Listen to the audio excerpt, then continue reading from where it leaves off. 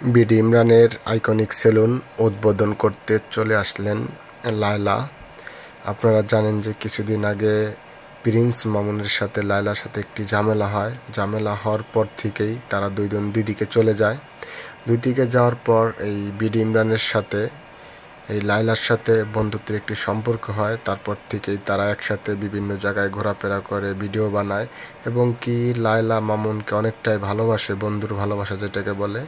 তাই সেই ভালোবাসায় আজকে চলে আসলেন বিডি ইমরানের আইকনিক সেলুন উদ্বোধন করতে।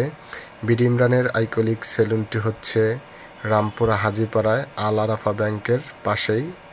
এখানে দেখতে পাচ্ছেন যে বাংলাদেশের যেই টিকটকাররা আছে সব সেলিব্রিটিগুলো একই জায়গায় সব হয়েছে।